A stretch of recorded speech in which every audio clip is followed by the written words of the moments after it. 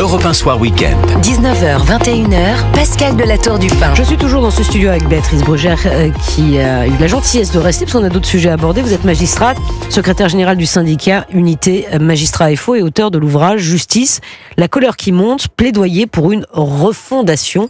On va parler de Gérald Darmanin et de ses propositions. Alors que j'accueille dans ce plateau mes amis Paul Melun et Jules Torres. Bonsoir Pascal. Comment Bonsoir allez-vous ? Mesdames, nous sommes toutes oui. Oui, et c'est très bien, c'est déjà très bien. Et joyeuse Saint-Valentin Pascal. Oh là là là là, il est sympa, ce Paul Melun, quelle élégance, quelle élégance. On célèbre notre amour professionnel. Oui, bien sûr, oui. Vous avez raison, c'est vrai. Paul Melun, et on le savait, n'a personne. Hein.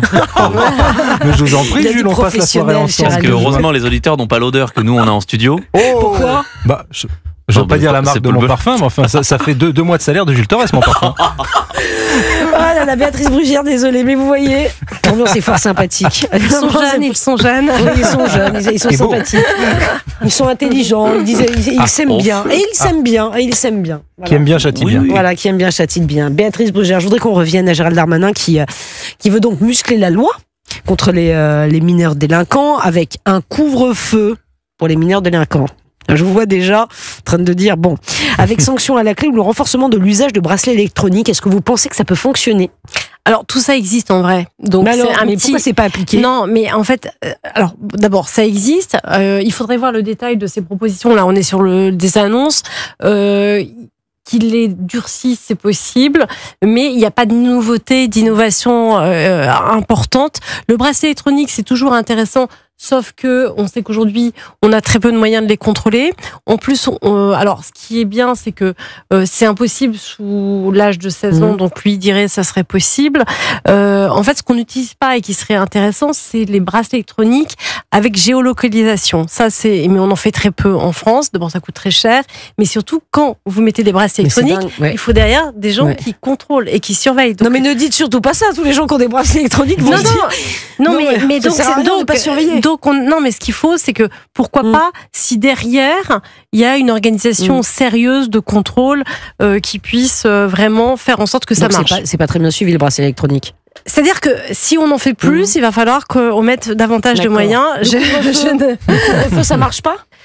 Ce qui marche bien, c'est la géolocalisation. Ça, c'est pas possible pour les mineurs. Et puis, c'est pas possible aujourd'hui pour ceux de moins de 16 ans. C'est ça qu'il faut changer. Alors, peut-être que c'est ce qui sera dans le projet. Ah ! Je vous donne une note d'espérance. Ah, une note d'espérance. Est-ce une information, une note d'espérance ? Moi, je pose la question. Non, je ne sais pas. Je ne sais pas. Les députés ont aussi approuvé le durcissement des sanctions envers les parents de mineurs délinquants. Ça, je trouve que c'est quand même très intéressant. Et on en parlait, je le dis aux auditeurs d'Europe 1, toutes les deux pendant la pause. C'est souvent des familles monoparentales, vous me disiez, donc ça veut dire souvent, malheureusement, une mère seule, et elle qui prend tout. Moi, je dis, où sont les pères dans tout ça ? Oui, alors il y a quelques mesures, en effet, qui peuvent être intéressantes, mais c'est toujours pareil. La problématique aujourd'hui, alors là, pour le coup, c'est celle vraiment des moyens qu'on voudra mettre derrière pour que ça soit efficace. Après, la justice peut sanctionner, mais sur les parents, elle va pas sanctionner les parents pour les fautes des enfants. Elle va sanctionner les parents parce qu'ils n'éduquent pas bien leurs enfants, qui sont dans un délaissement. On a déjà des infractions là-dessus. Donc, utilisons déjà peut-être ce qui existe. Mais pourquoi de façon ferme. Tout existe. Quand on vous écoute, Béatrice Brugère, tout existe. On a le sentiment que rien n'est appliqué. Alors, ou applicable. Mais c'est vrai. Non, mais très bonne question. Alors, franchement, je vais vous dire, tout existait et on a supprimé les choses qui marchaient. Par exemple, on avait une procédure rapide qui s'appelait la PIM, qui permettait de juger rapidement justement ces fameux mineurs qui sont extrêmement réitérants. Ça a été supprimé avec Nicole Belloubet. On avait la possibilité plus facilement de mettre en détention avant moins de 16 ans. Ça a été supprimé et on a complexifié les procédures. Donc moi, je pense qu'il faut revenir à des choses relativement simples, efficaces, qui puissent être adaptées à ces mineurs extrêmement violents. Nous, on est pour les ultra courtes peines. Ça a été supprimé avec Nicole Belloubet. On est pour des procédure rapide, ça a été supprimé avec Nicole Belloubet. On est pour mettre en détention parce que parfois le mineur, on n'a pas le choix et ça le fait réfléchir et ça le sort de son milieu délinquant. Ça a été quasiment supprimé avec Nicole Belloubet.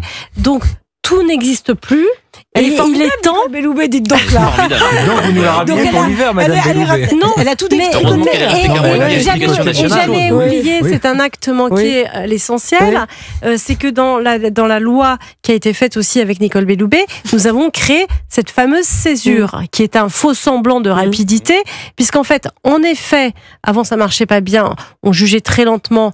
Aujourd'hui, on peut faire une première audience de culpabilité qui va un peu plus vite, mais on a une deuxième audience de 9 mois où là justement on prend un peu un risque pénal, c'est l'affaire d'Elias, où vous avez un mineur qui est réitérant, délinquant, ultra violent, qui ressort et on lui dit on se revoit dans 9 mois et on verra pour la sanction.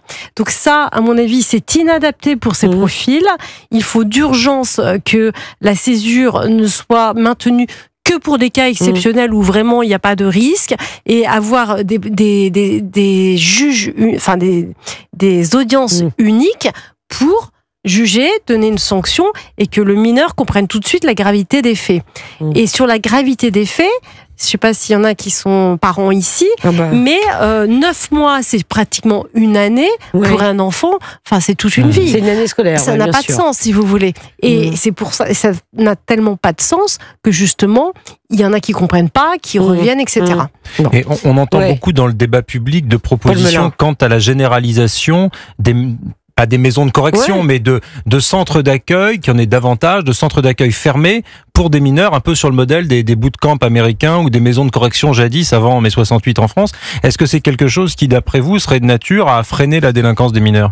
Alors, tout ce qui peut sortir le mineur de son lieu, qui est un lieu, j'allais dire, criminogène. Alors, on le sait, l'effet de bande, des familles qui sont déstructurées, des organisations criminelles qui vous prennent dans les stupes, tout ça.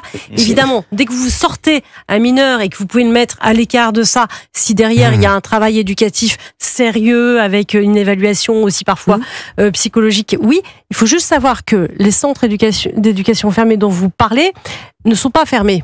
Oui. C'est juste leur nom.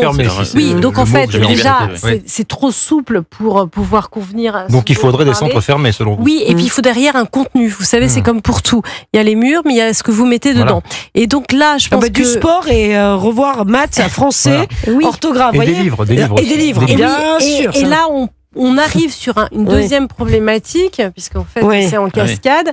C'est aussi le manque d'éducateurs, de gens qui veulent travailler, parce que en fait, comme ils sont violents et que ça manque de contenu, on parlait de retraités de l'armée. Personne ne veut y aller. Des retraités de l'armée, Béatrice Brugère, magistrate, vous en pensez quoi ? C'était intéressant. On avait même des épis, des choses avec l'armée qui marchaient très bien. Ça a été supprimé. En fait, je ne sais pas pourquoi on supprime ce qui marche. Ça, c'est une bonne question. Non, mais c'est une bonne question. Non, mais c'est bon, peut-être parce qu'il nous faut plus de Brugère et moins de Belloubet. C'est ça aussi. Si la justice... Non, mais c'est assez étonnant parce qu'en fait, c'est une forme d'aveuglement qui est parfois d'ailleurs idéologique, moi je le dis, mais et que je ne comprends pas. Mais il y a quand même votre micro, Béatrice. Pardon, c'est parfois un aveuglement idéologique. En fait, je ne sais pas pourquoi la justice des mineurs est un champ de bataille idéologique. Là où il devrait y avoir une forme de consensus et de bon sens. Je veux dire, la question, c'est pas d'être répressif ou laxiste. La question, c'est d'être proportionné, d'arriver au bon moment et d'être adapté. Sauf que on n'investit pas ce champ intellectuel, sociologique, on n'a pas de statistiques, donc il y en a qui vont vous dire « Ah mais non, mais pas du tout, la violence, elle n'augmente pas », d'autres qui vont dire « Bah si, vous voyez bien qu'elle augmente ». Donc en fait, on est à l'aveugle et on s'aveugle, premièrement. Après, on légifère un peu sous l'émotion, n'importe comment, à contresens et à contretemps, et après on revient. Parce qu'il faut quand même pas oublier, et peut-être que je finirai là-dessus, que la proposition d'Attal qui nous a pillé nos deux mesures principales et je l'en remercie tant mieux, pour ça. Je le trouve formidable, même si elles sont mal écrites. Sont mal écrites. Voilà. Faudrait les réécrire avec ChatGPT. Appartient au même gouvernement qui a justement supprimé ça. Donc si vous voulez, il y a aussi un problème de cohérence politique dans l'action, d'évaluation des politiques publiques. Et les politiques publiques, si on veut qu'elles fonctionnent, faut-il encore qu'elles s'appuient sur une réalité qui est observée, documentée, analysée. Voilà, et c'est votre métier. Moi, je voudrais qu'on parle un instant peut-être de Bruno Retailleau, si vous le permettez. Jules Torres, un mot à dire. Alors ça, c'est plus les mineurs directement. on se jette dans le narcotrafic. Il y a des mineurs, il y a des mineurs. Ah, qui sont utilisés comme de la chair à canon. Absolument. Exactement. Mais pas que. On a aussi des mineurs dans le trafic de stupéfiants qui, à 13-14 ans, sont là pour tuer et qui sont des tueurs à gages. Non, mais c'est quand même incroyable. On se souvient ce qui s'est passé à Marseille avec ce chauffeur. Je racontais ça avec Béatrice Brugère il y a 2 minutes. Oui, bien sûr. Mais vous n'étiez pas là. Non, je n'étais pas là et je discutais avec Paul Melun parce qu'on préparait cette émission. Évidemment, c'était notre petite Saint-Valentin. Non, mais pour rebondir, c'est vrai que on a depuis maintenant 8 ans un en même temps sur toutes les questions. En même temps sur les questions économiques, en même temps sur les questions migratoires, en même temps sur les questions judiciaires. Et quand on voit qu'on a aujourd'hui Monsieur Darmanin qui est plutôt volontaire, qui est plutôt déterminé sur cette question de la justice, et qu'on a eu Madame Belloubet, Monsieur Dupond-Moretti qui ne sont pas tout à fait sur ces mêmes lignes, qu'on est passé de Beauvau, on est passé de Christophe Castaner à Bruno Retailleau, qu'on est passé de Bruno Le Maire à l'économie à Monsieur Lombard qui est un ancien socialiste, on voit bien que finalement, qu'est-ce qui restera du macronisme ? Eh bien, c'est ce en même temps qui ne fonctionne pas sur tous les sujets. Et le problème, c'est que si ce n'était qu'un problème politique, ce serait pas un problème. Le problème, c'est que ça a des conséquences. Ça a des conséquences sur la vie des Français, sur l'économie, ça a des grosses conséquences, et ça a des conséquences sur l'aspect sécuritaire, puisque ce en même temps-là, eh bien, il a armé aujourd'hui notre situation sécuritaire, et c'est aussi pour cela qu'on a une hausse des tentatives d'homicide, que notre jeunesse est de plus en plus violente et qu'on a un ensauvagement. Je sais que ce mot fait souvent peur, mais on a un ensauvagement de la société qui mène malheureusement à des drames. Oui, non, mais moi, vous validez ou validez pas? J'ai aucun problème avec ce mot.